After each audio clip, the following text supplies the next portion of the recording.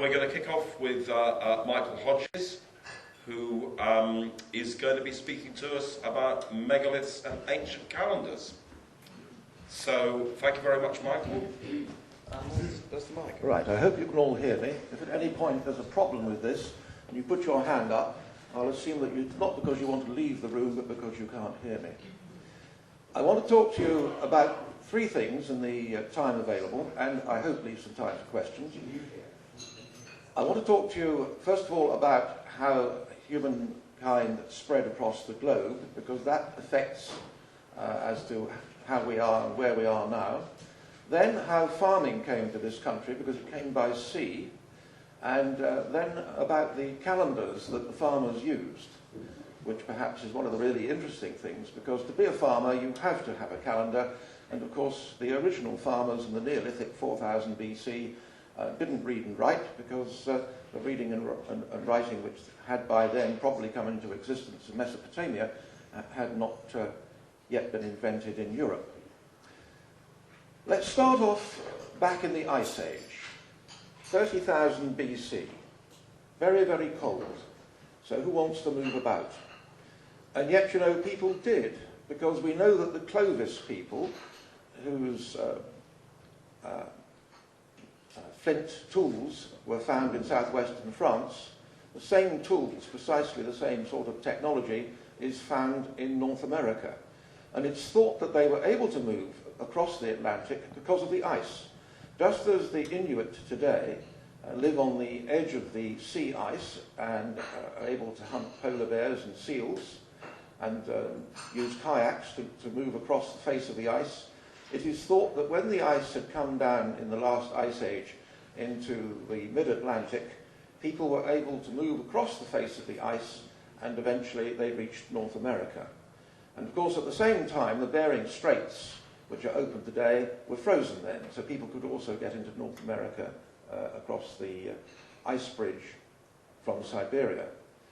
And at the same time, because the ice had locked up so much water, you have people able to get to Australia as well, by going along the peninsula of Malaya and the islands in small groups, were able to stay within the sight of land pretty well all the way until they reached northern Australia. So Homo sapiens, that's us, had travelled around the world before the ice had really retreated. And yet it's the retreat of the ice that really gets our culture going. You know, we read in the papers today about global warming and we wring our hands about it somewhat, and yet, you know, our whole culture of Western man is based upon global warming, because the ice began to melt around about 13,000 BC. Up until that time, people couldn't go where we are now, because where we are here would have been covered in ice, or at least it would have been deeply frozen, so you couldn't expect to live here. And yet around about 13,000 BC, the ice begins to melt.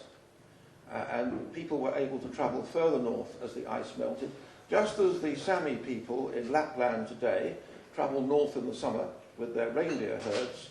People were doing that in the south of England around 13,000 BC. We've actually found on Hengistbury Head in Bournemouth a reindeer hunters' camp of that period. People were coming up in the summer season, and then of course going back again in the winter because it was still cold. But as the ice began to melt and the ground to warm up, so lichens could give place to trees, mountain ash and hazel, and then eventually, of course, the deciduous forests that we know were here by about 4000 BC. But the ice melting meant that the sea levels rose, and this is very important, because the sea levels rose starting around about 12,000 BC, then there was a cold snap for another 1,500 years, and then it got really warm, and it's been getting warm ever since. And the sea level rose about 300 feet between about 7,000 BC and 5,000 BC. And what we have there is the evidence that people are beginning to come out of the sea off Japan, the China Sea, off Ceylon, the Indian Ocean, and the Arabian Ocean, off the Indus. There were cultures there.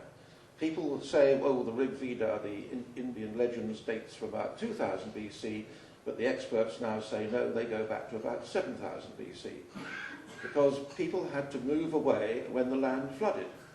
And that meant you either had to take to the boats or you had to go inland. And if you went inland uphill, there were probably other people living there, so you'd have some sort of controversy, a problem. One of the things that happens when the sea gets deeper is that the Mediterranean gets deeper, more islands in the Mediterranean. And the Hellespont, interesting name because Hellas is a name for the sun, the sea breaks through into the ice melt lake of the Black Sea. And as the Black Sea then has the salt water coming into it and it rises in level quite quickly, we get the story of Noah. And the Noah story appears in so many different cultures, because as people were living in those days around the shores of the Black Sea, they had to either go into Asia Minor, into Armenia, and perhaps eventually further over and form civilizations that we know as the Mesopotamian civilizations, or they had to go up the river valleys of places like the Danube, the Don, the Dnieper. Interesting names, because they, as you'll be hearing from Edmund Marriage, those names seem to be associated with the word An or Anu. If you have the Danube, you actually have the name wrapped up there. And these are the people who we'll be hearing more about today, were probably the first farmers. These people were perhaps the ones that we know as the Aryans, who are our ancestors. But besides the Black Sea flooding, the Persian Gulf flooded. And people had to go inland, and of course if you go inland from the Persian Gulf, you find yourself going up the Tigris and the Euphrates, and then you have the Babylonian civilization.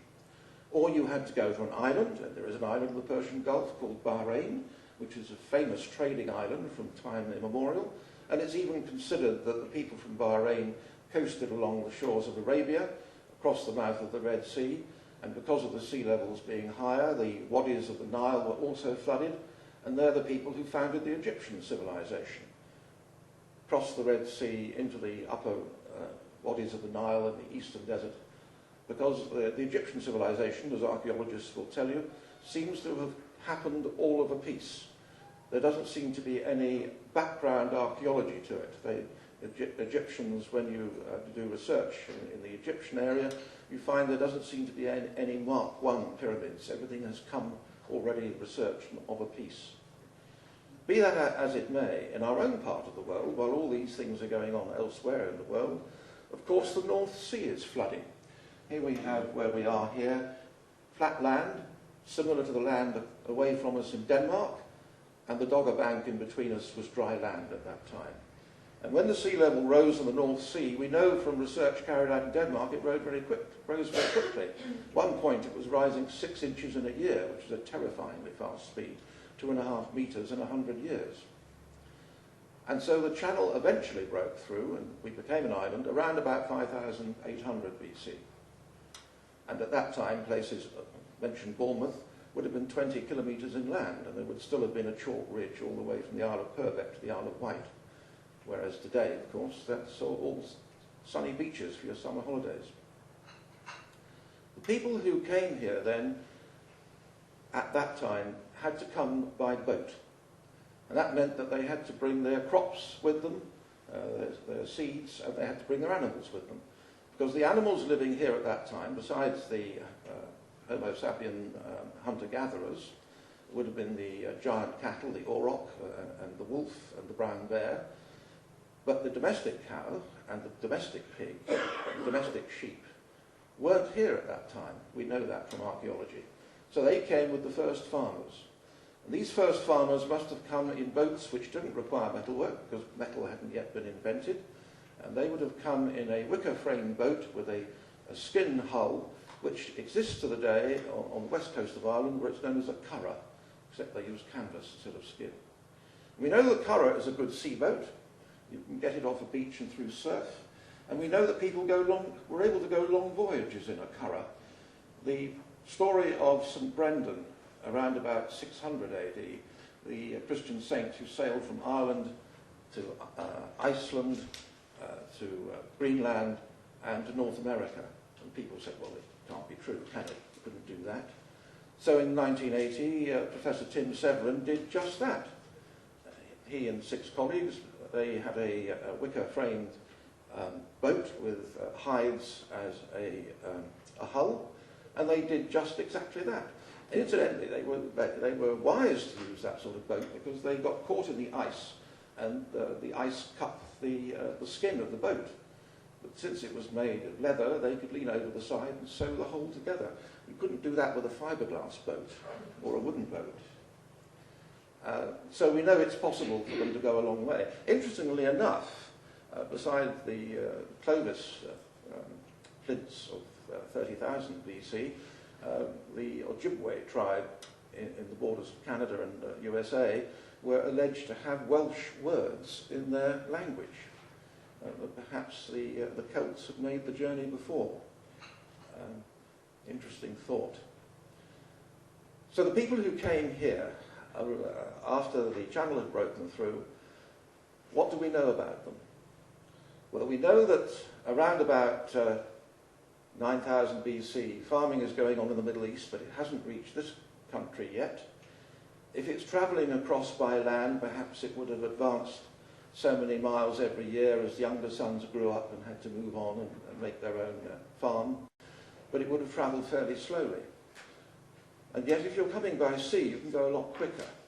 And if you look at the distribution of megaliths, posh word for standing stones, you'll see that you've got them in Malta, you've got them in the Balearic Islands off Spain, you've got them in Iberia, Spain and Portugal, you've got them on the west coast of Africa, you've got them in Brittany. My word, have you got them in Brittany? Anybody been to Carnac and seen some of them? And then you've got them in Wales, you've got them in southwest England, Dorset, Devon, Cornwall, Somerset. You've got them in northeastern Ireland, got them in Cumbria, got them on the islands of Scotland, got them in Scotland itself, and even round into Scandinavia, in Norway and northern Denmark. So the people who have put these enormous stone structures up must have been coming by sea. And I believe that these are the first farmers, and that they got here before the farmers coming across land, because if you go across land, you travel more slowly, and there's probably people in the way, and you may have to have an argument with them, marry their daughters, or have a fight with them, or something. And what are these megaliths? Well, we have dolmen, which are these enormous blocks with another big block on top, which must have taken a deuce amount of organisation to move. Some of them were moved several miles. Some of them clearly show an organisation which can put these things in a particular position, because some of these dolmen, like the Waterstone on Red Hill, south of Bristol Airport, are on alignments. And you find standing stones lined up on these alignments.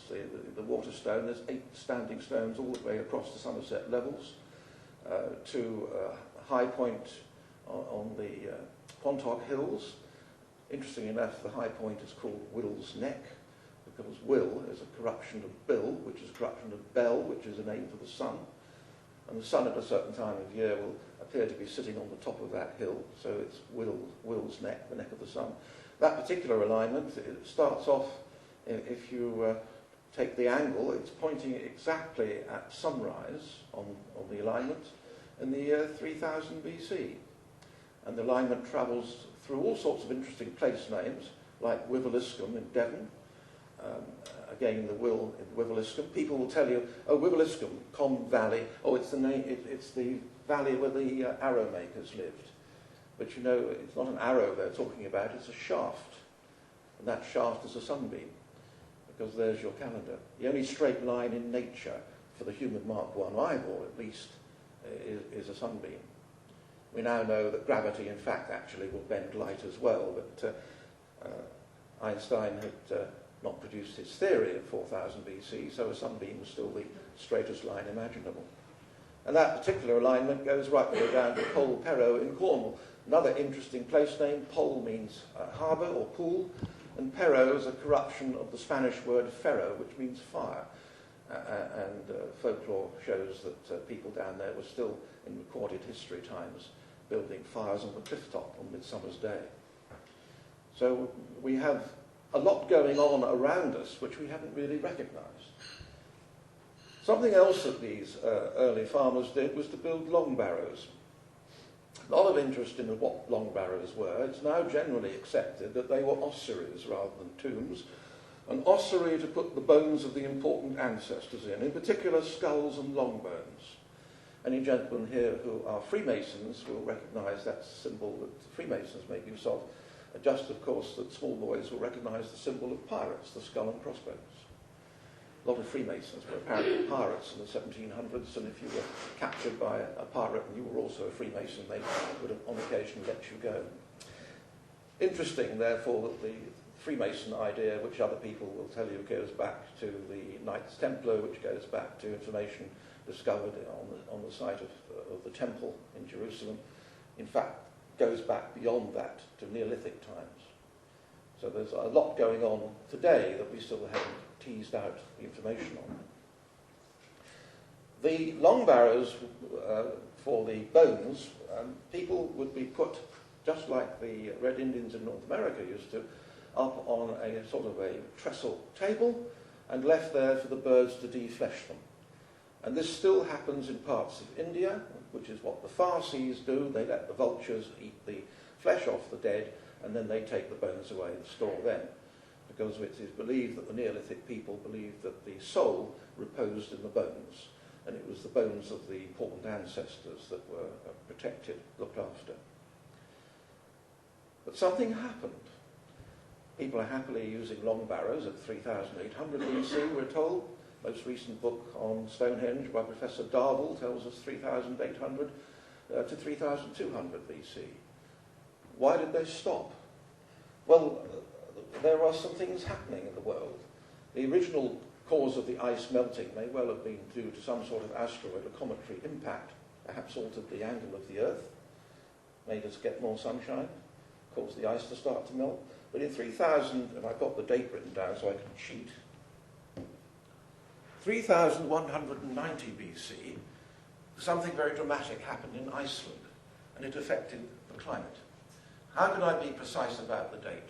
Well, there's a thing called dendrochronology, which is looking at tree rings in very, very old trees, and they're able to say, look what happened in 3190 BC. Change in the weather. And so there's some changes in the religious activity. And long barrows give place to round barrows.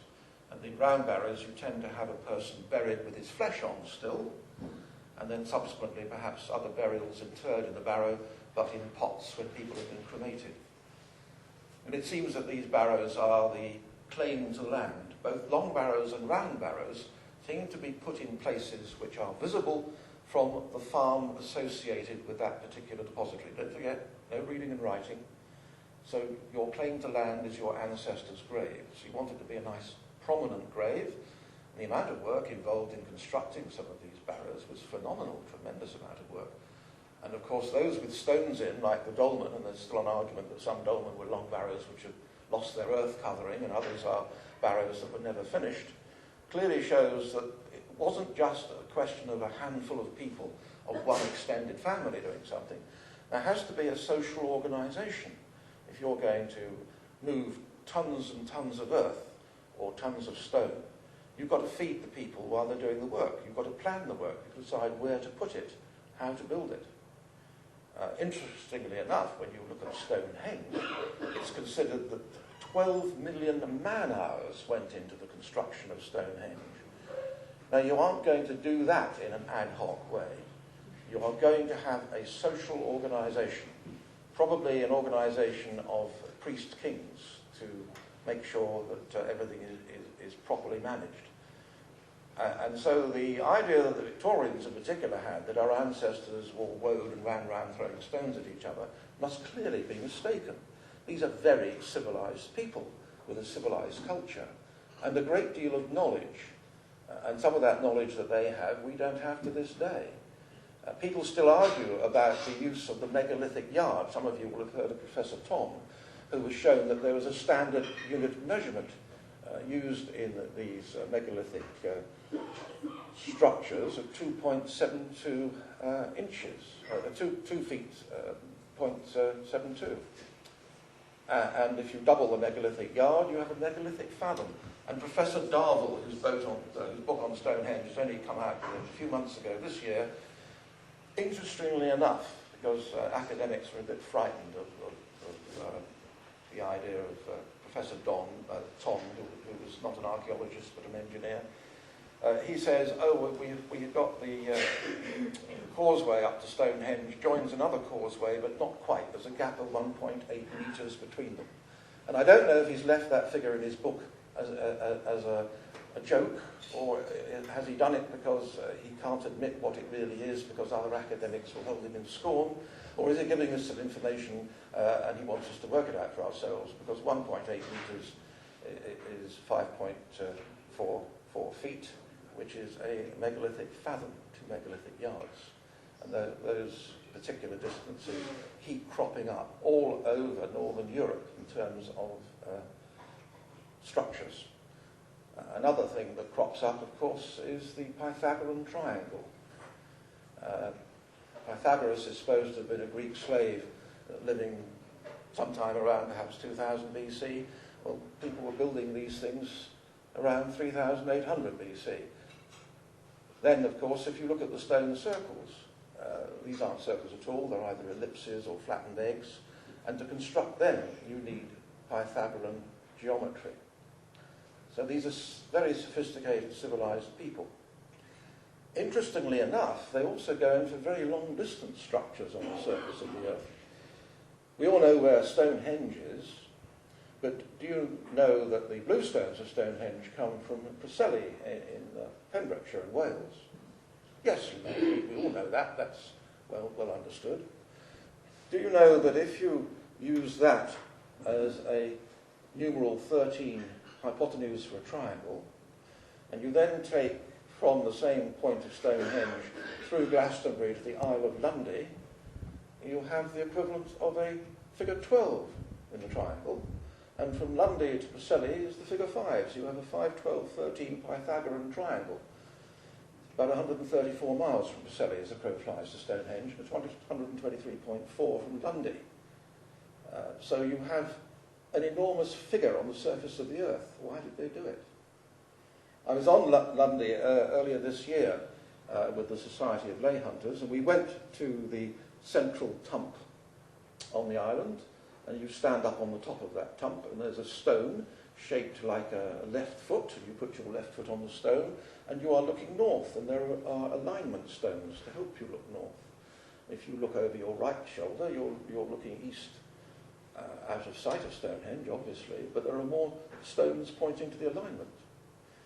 And being a nosy so-and-so, I had a really good look round this tump, and to my delight, I found rabbit holes were producing Bronze Age pottery.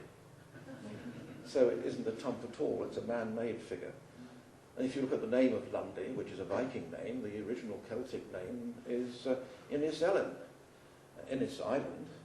Ellen is elbow. It's the right angle island. So here you have this enormous right angle that these people constructed in perhaps BC 2600, when the bluestones were being moved from Preseli. Why did they do that? And if you take that Preseli alignment and you take it through Stonehenge and you keep going, do you know you end up at the Great Pyramid at Giza? There's something going on that we don't understand yet. And if you look at the construction of Stonehenge and the construction of the Great Pyramid of Giza, both are in fact scale models of the world, because they incorporate as a scale the dimensions of the Earth. So these people are not throwing stones and wearing road and running around making funny noises. These are extremely sophisticated, well-informed people who knew more about the world they were living in than perhaps we know about the world that we're living in. If we go back to the Mesolithic structures and the alignments that they're on, we say, well, we also have stone circles. Stone circles are very interesting because sometimes the stones in them are not local. Sometimes you'll find that the stones seem to be telling a story. Perhaps a rectangular upright stone is the male one and a triangular upright stone is the female one. We don't know.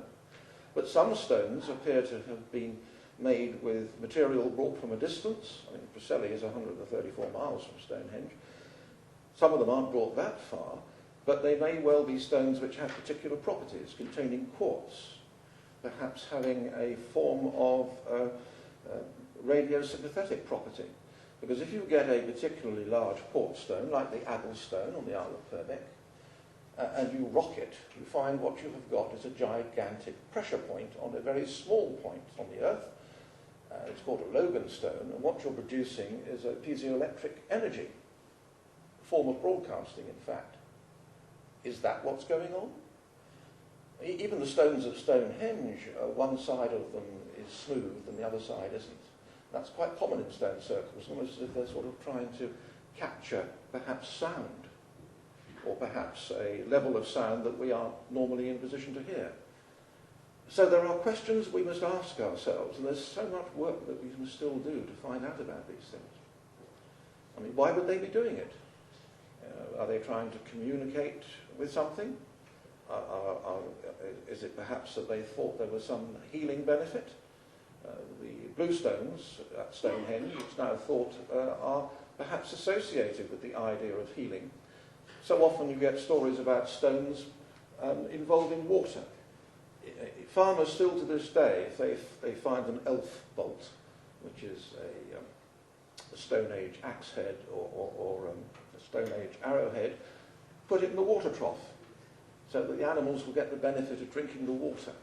Bit of folklore perhaps, but perhaps, as is so often with folklore, perhaps there's a hint of some ancient story there, that if you poured the water over the stone and consumed the water, it might be thought to do you some good. And if it's a radioactive stone, well, perhaps that could be the case. We look also at, after the round barrows have come in, we get the cursuses, which we don't understand. Why did they build these enormous long processional ways, perhaps avenues of the dead, which appear to be aligned towards the setting sun, just as Stonehenge Avenue is aligned towards the setting sun in midwinter. We have at New Grange the very large barrow there, where there's a light box over the entrance.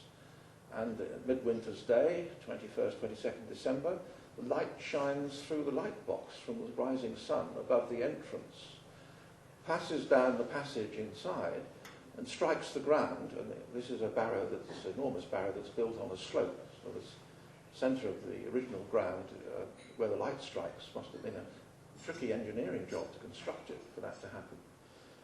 And it's suggested that's the shaft of sun from the Sky Father fertilising the Earth Mother. And it seems to me to be quite reasonable to say that if you're an early farmer, you're going to respect the earth because the earth is giving you your food. Probably the whole technique of farming was invented by women. Men out with the animals hunting, women staying at home, at the cave or at the shelter, the bivvy, with the children, and things get cast on the ground and you notice that things are growing, and perhaps that's something that you could eat. So the first farmers are probably female. And yet we have a culture which until very recently has been orientated around the patriarchy, in particular the Christian religion, patriarchal religion, which is a Johnny-come-lately in religious terms. If you look at the idea of the Earth Mother, she crops up very early on. We have carvings found dating from about 20,000 BC in the Old Stone Age. Naked woman found in France, carved in stone in 3 dimensions, holding a cornucopia, a shell. Cornucopia is the producer of all good things. We have another one found in Austria. These carvings are usually called Venuses because the female is often shown as nude and pregnant. The good things coming from the Earth Mother, the matron. In the Iron Age, she doesn't have a shell as a cornucopia anymore, she uses an iron cauldron. And she crops up time and time again in the ancient religion, which we call paganism, which is only the Roman word for country dweller. It doesn't mean there's anything bad about being a pagan. It just means that Christianity had not yet arrived, so you didn't have any option. You had to be a pagan, there wasn't anything else to believe in. The Earth Mother's name is interesting because it probably was different in different parts of the world, but where I live, in southeast Dorset and southwest Hampshire, we have a river called the Avon, and we have a place called Verwood, and it's believed that the old name of the Earth Mother was Ver, V-E-R, and that which belonged to Ver was Aver, Avern, hence Avon. There are 6 river Avons in England and Wales, another 6 in Scotland where the word changes because they speak Gaelic, they spoke Gaelic. So place names often have a story to tell. I don't know what your place names are around here, but where I live we have a hill called Folkestone. That's straightforward, that's Puck's Hill, and there are alignments going across it. We have another hill called St Catherine's Hill, very common, lots of St Catherine's chapels and hills.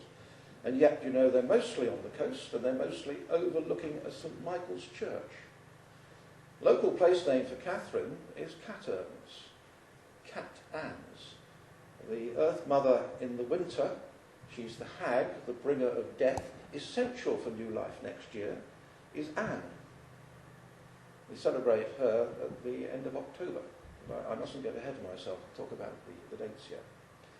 Still going through the historical events of the early farmers, of course the Bronze Age came in, and it may well be that this is a slow process. We know from the man found in the Austrian Alps, he's dated to about 4000 BC, and yet he had a copper axe, because copper predates bronze, but copper is soft. Bronze is an alloy of copper with about 11% tin, and that's much sharper, and you can give a proper edge to it. Tremendous benefit to farming. Instead of having to go up onto land which doesn't have a lot of trees on it, perhaps on the higher ground, and break the ground up by hand using a metal pick or a deer antler pick, you can actually put a bronze blade around the head of your wooden shaft, and you can actually start to plough.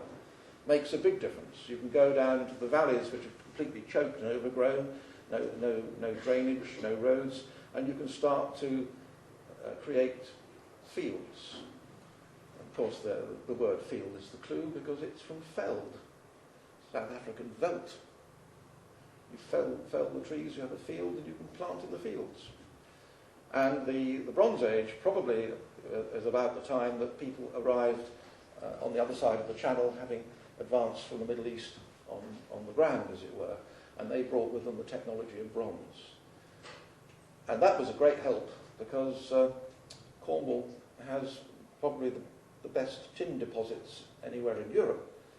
In those days, you would go either to Afghanistan for your tin or to Cornwall for your tin. And Afghanistan was as dangerous then as it probably is now. And we know that people were going to Cornwall for tin because we know that the Phoenicians came. So Phoenicians had their basis at Carthage, coast of North Africa, but they also had a place called Gades, which today we call Cadiz in Spain. And they were at Cadiz by 800 BC, and they were coming up to Brittany and to Cornwall for tin, and probably for other metal as well, because the first metal that you're able to get hold of, and this happened in the Neolithic, is gold, the sun metal, because it doesn't oxidize, and it's soft, and it melts easily. And you will find that there are gold objects occasionally found in barrows, like the barrow called that of the Amesbury Archer. And we know he's an archer because he had his bow equipment there with him, but he also had some bronze kit, and he also had some gold tassels for wearing in his hair, rather like perhaps you put on a dreadlock today. We also have other barrows which have produced a button cover, rather like a cover for a toggle. Buttons haven't been invented. And very rarely you get something really special, like the triangular-shaped lozenge found on the breast of somebody who was probably some sort of priest. And what is interesting about these triangular lozenges is that they have a series of lines on them which represent angles. And those angles are basically saying, if you're standing at the edge of this line and looking along one of the angles, you're basically looking at the sunrise of Midsummer's Day. And if you look along the other angle, you're looking at the sunrise on Midwinter's Day. And some of these lozenges have been found at different positions of latitude, which indicate that you could actually indicate, even in those days, your position from the equator by the angle shown on the lozenges. So these are very sophisticated people, and they know a lot more about the world than we've given them credit for. They know the world is round, because otherwise they couldn't have built Stonehenge to the right dimensions. And they knew where to build Stonehenge, because it's only at Stonehenge, at that particular latitude, that your station stones give you the rectangle, which shows you the full moon standstill north and south as well. So you've got all the alignments occurring at Stonehenge. But you get them in other places as well.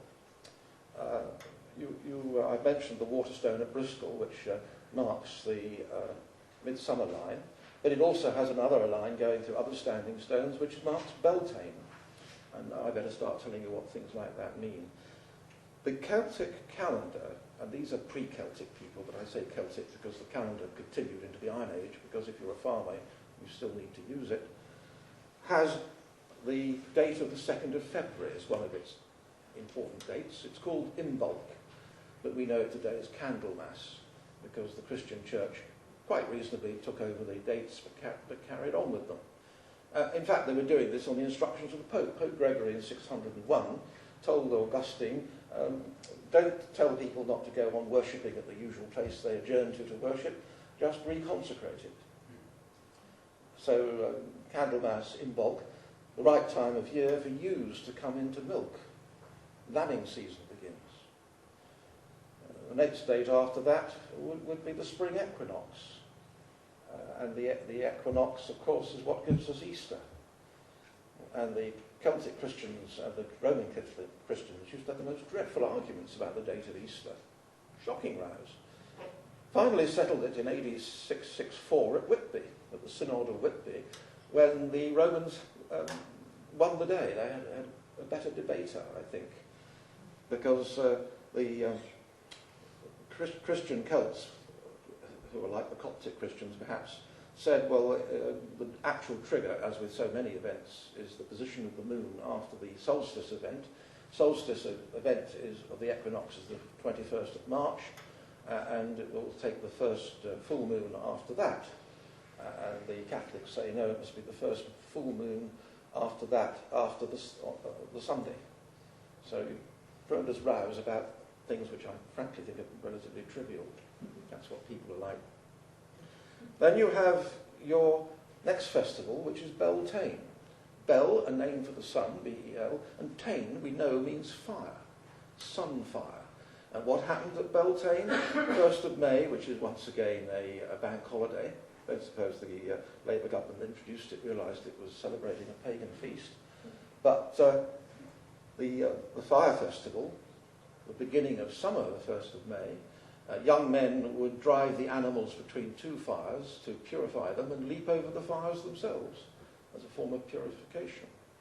And people would go up to the towers of Oxford colleges and sing carols, summer is a-coming in. But of course the real celebration isn't on the 1st of May, it's the evening of the 30th of April, because the Celts didn't recognise their days from dawn, they recognised them from sunset.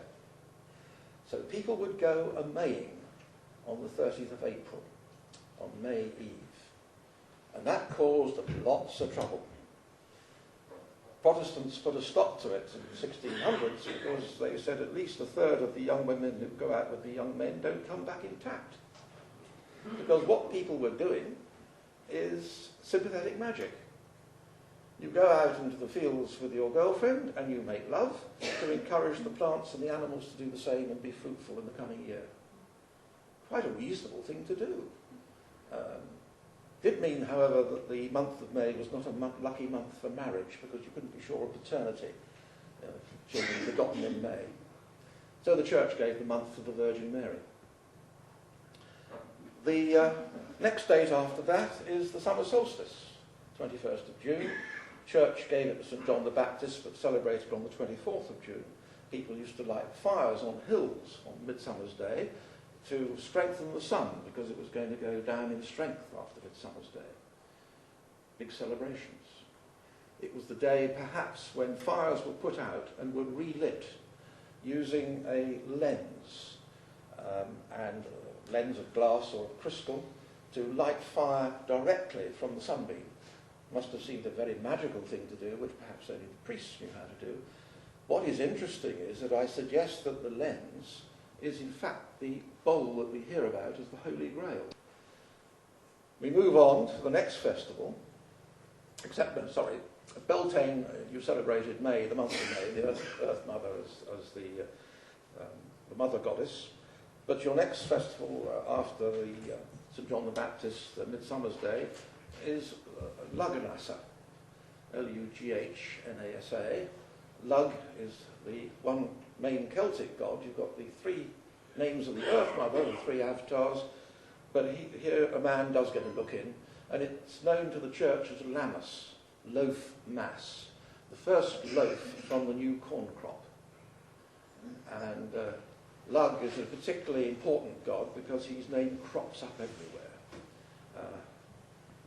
London, Carlisle, Camlodunnion, now called Colchester, Ludgate Hill, Ludgershall in Wiltshire, all these Lug names. New Forest, we have an alignment which runs from Ludgershall through Lugden Barrow and other sites to Lobb's Hole, another corruption of Lob, Lug, which is a spring where you get fresh water out of the saltwater harbour. You also get the name Hod Hill, Lob, Lud, Hod. You get the name Hubban, Hobbs born. In Wales, he's Lugh. In Ireland, he's Lear. The Romans recognised Lug when they came. They said, oh, that's Mercury, messenger of the gods. He was an all-purpose god to the Celts. He was a warrior. He was a shining one. He had the silver hand, the great skill, the craftsman. He was all-knowing, all-seeing. He was the god of trade and the god of travel. So pretty useful chap. Of course, the Romans, they say, knew him as Mercury, but the Greeks called him Hermes. The Egyptians called him Thoth. So he gets about a bit. So he's a form of sun god. His name is also sometimes found as Ugg, L-U-G-H, just drop the L, you've got Ugg. You also get Og, Gog and Magog, same chap, hill figure. Where I live, we have a meadow called Ogber.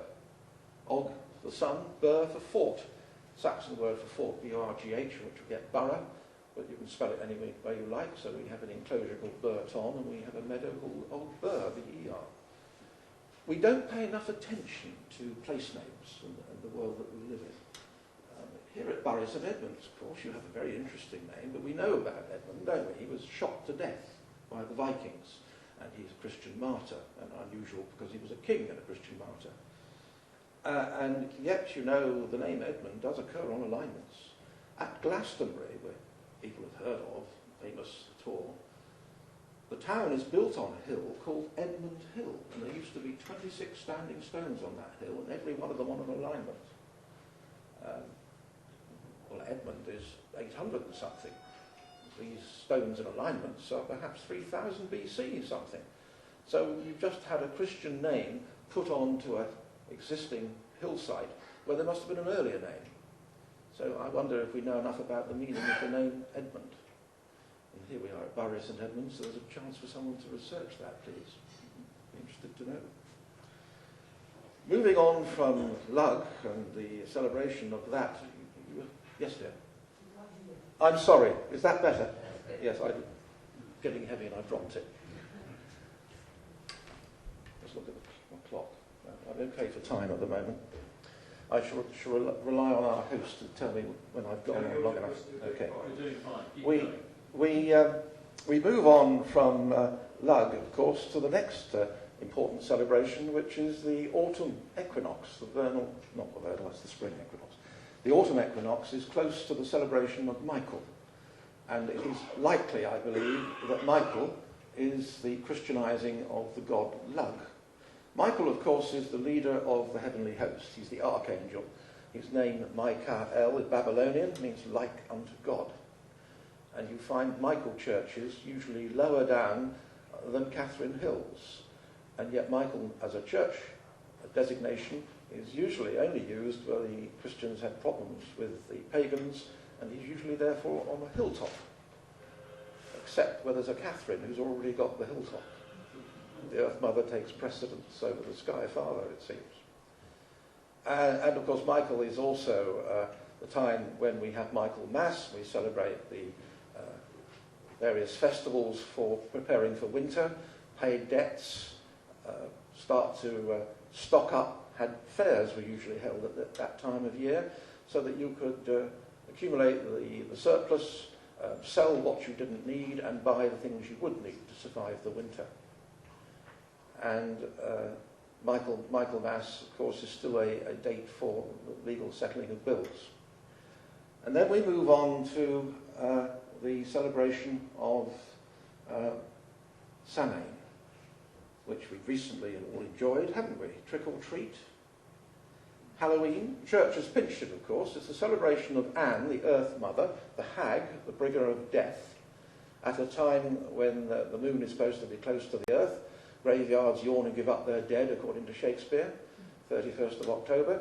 And what do we have? We have the church on the 1st and 2nd November with All Hallows and then All Saints. Quite reasonable. I don't blame the church for pinching the dates. I just think they should be a bit more honest about what they've done. And after Anne, the next really important festival, of course, is Yule, the Midwinter Festival. Midwinter Day is usually the 22nd of December. Very important time because you were terrified the sun was disappearing. Days were getting shorter, nights getting longer, it was getting colder. Are we going to be left in perpetual darkness? So we watch very carefully. And lo and behold, by the 25th of December, we know the sun is coming back. It's stopped, it's marked time, and we can be sure now that it's on its return journey. Hurrah, we're going to be warm again. So we celebrate midwinter. And the Romans celebrated it, the Mithras festival, their favourite Roman army god, Mithras' birthday, the 25th of December. That's a date that we all recognise, we still celebrate it. Only the Christians said around about 320 AD, oh, we don't know when Christ was born, so we'll pinch that date. Don't blame them, very sensible thing to have done.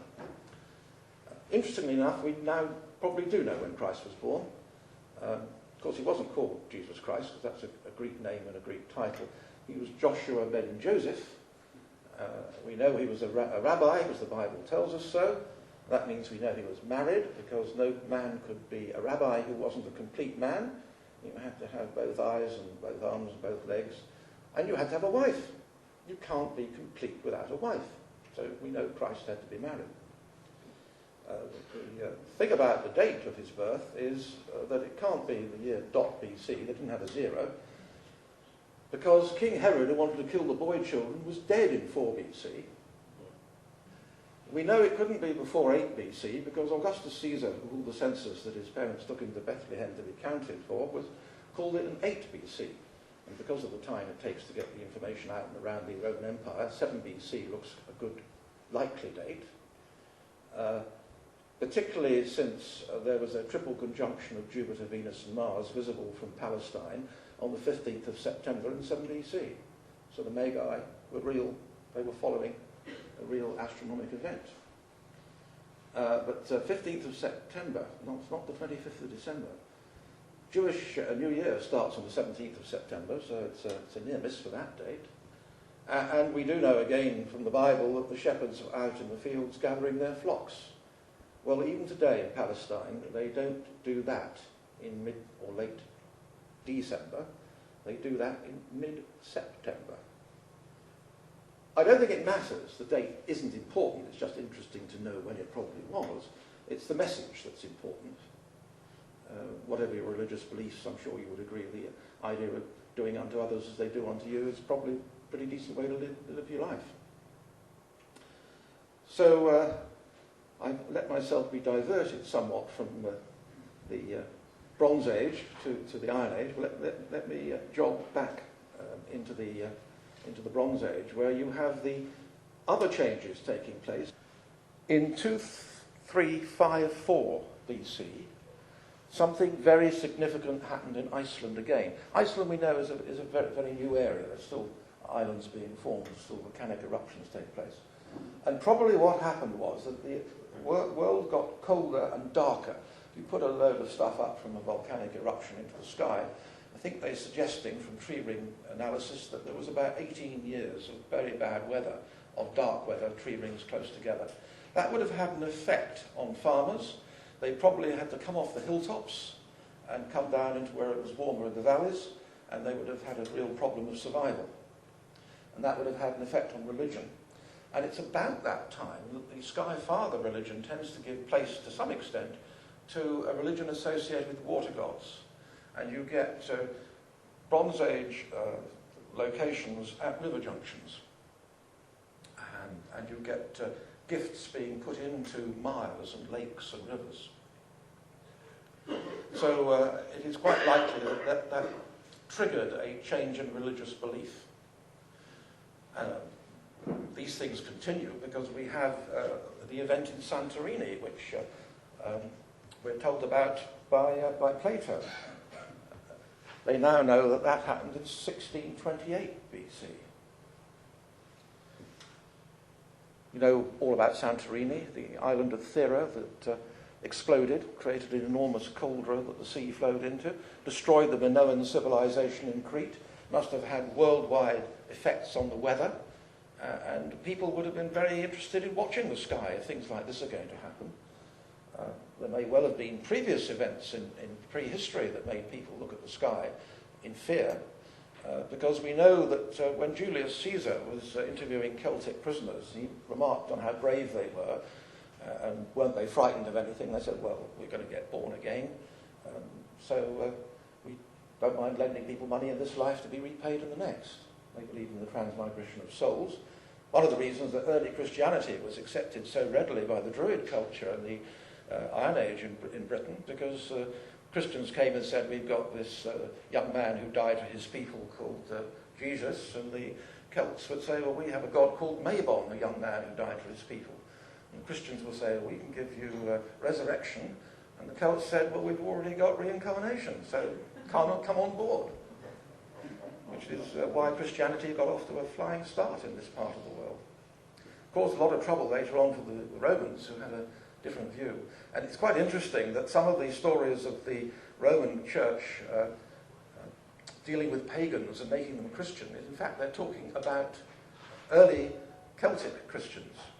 A good example of this is Boniface, the Devonshire man who was trained at Netley in Hampshire and went over to Germany in around the 800 or 900 period, I believe, perhaps I'm out, to Christianize the Germans, and he's a saint because he was martyred for his trouble.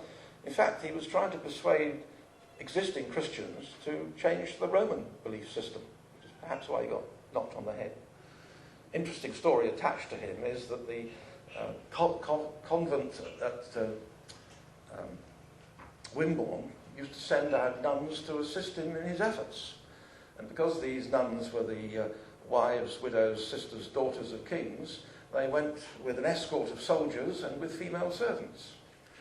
And the story is told of the female pope that was the result of this, Pope Joan of Wimborne, 853 to 855.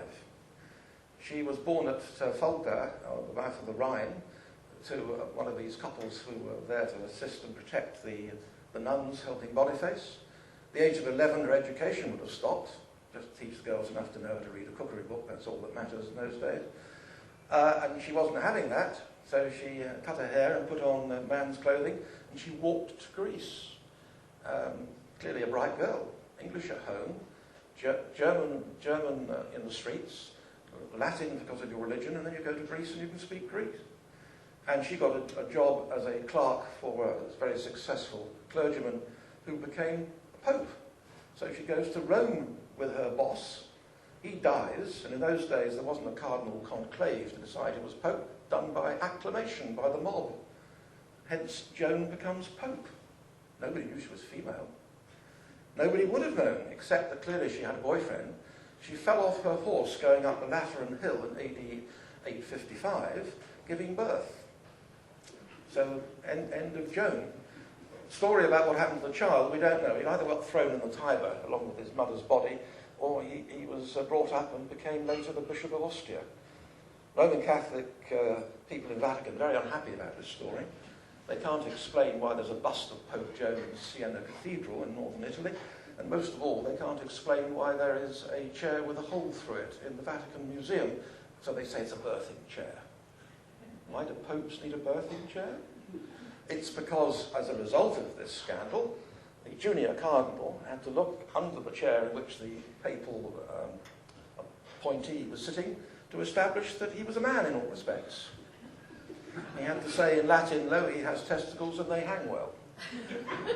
So we do let our religions get us in a muddle sometimes. So the idea of Christianity and the pagan religion marching hand in hand, at least in this country, seems to be the case. And I think whatever your beliefs, or none at all, I was talking to some atheists only last week in Dorset, I think everybody believes that the humanist way of dealing with other people is the right one, whatever your religious beliefs. And interestingly enough, the pre-Christian Celtic beliefs are very similar to the Hindu beliefs.